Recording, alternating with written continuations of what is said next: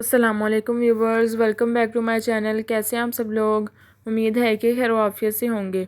आज मैं आपको छोलिए वाले चावल बनाना बताऊंगी। ये बहुत ही ज़्यादा मज़ेदार बनते हैं, तो आप लोग इनको ज़रूर ट्राई कीजिएगा। सबसे पहले हमने कढ़ाई में ऑयल डाला है, उसमें हमने प्याज को अच्छी तरह भून लिया है ताकि प्याज का ब्राउन सा कलर आ जाए।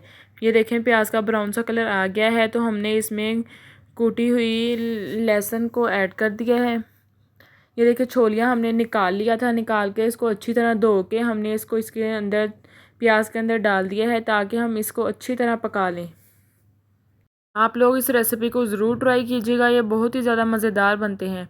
फिर हमने 2 से 3 मिर्चें ली थी, इनको धोकर बारीक बारीक काट लिया है, तो इनको हमने इसमें ऐड कर दिया है।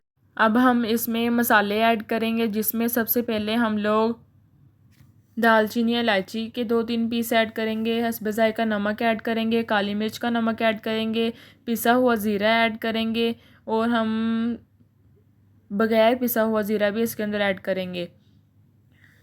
फिर आप लोगों ने इसको अच्छी तरह मिक्स कर देना है और इसको अच्छी तरह आप लोगों ने पका लेना है ताकि हमारा जो छोलिए के दाने हैं वो भी अच्छी तरह पक जाएँ और गल जाएँ। फिर हमने 2 लेमन लिए थे, इसको हमने बारीक बारीक काट लिया है और इसको भी इनके अंदर ऐड कर दिया है ताकि अच्छा सा टेस्ट आ जाए। आप लोग इसी तरीके से ट्राई कीजिएगा। अगर आपको वीडियो अच्छी लगे तो शेयर और लाइक कर दीजिएगा, और अगर हमारे चैनल पर नए हैं तो सब्सक्राइब भी कर दीजिएगा ताकि मैं जो भी नई रेसिपीज़ अपलोड करूँ वो सबसे पहले आप तक पहुँचें। और आप लोग रमज़ान में इसे ज़रूर ट्राई कीजिएगा। फिर हम इसमें थोड़ा सा पानी ऐड करेंगे क्योंकि हमारे दाने जो हैं वो अभी तक नहीं पके, तो हम इसमें पानी ऐड करेंगे ताकि वो अच्छी तरह पक जाएँ और ख़ाने में हमें मज़ेदार लगें। फिर आप लोग इस पर ढक्कन देकर रख देंगे ताकि ये अच्छी तरह पक जाएं और मज़ेदार से हमारे चावल तैयार हों। ये देखें, अब अच्छी तरह पक चुके हैं। तो अब हमने इसमें पानी ऐड करना है, जिस हिसाब से हमने चावल लिए थे। हमने 1 प्लेट चावल की ली थी, तो हम इसी हिसाब से इसमें 2 प्लेट हम पानी के ऐड करेंगे।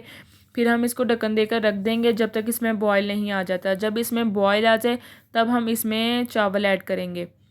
ये देखिए, हमारा मसाला इस तरह आप लोग तैयार करेंगे तो ये काफ़ी मज़ेदार तैयार होगा। आप लोग इस रेसिपी को ज़रूर ट्राई कीजिएगा और बनाकर अपने बच्चों को खिलाइएगा, तो उनको काफ़ी मज़ेदार लगेंगे। ये देखें, अब बॉयल आ चुका है इसमें। अब हम इसमें चावल ऐड करेंगे। चावल को हमने साफ़ करके पहले भिगो कर रख दिया था 5 मिनट के लिए, 5-10 मिनट के लिए।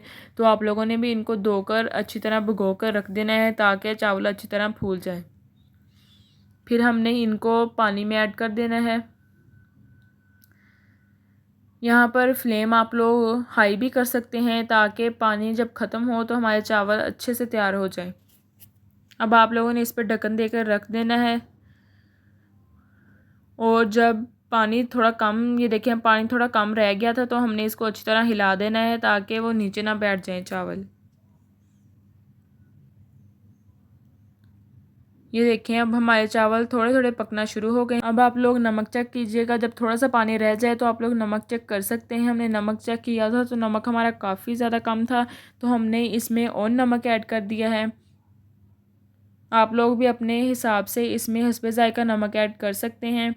तो हमने नमक काफ़ी ज़्यादा इसमें कम था तो हमने ऐड कर दिया था। फिर हमने पिसा हुआ ज़ीरा भी इसमें कम था, तो हमने इसमें पिसा हुआ ज़ीरा भी काफ़ी ज़्यादा और ऐड किया है, तो इससे काफ़ी मज़ेदार चावल तैयार हुए थे।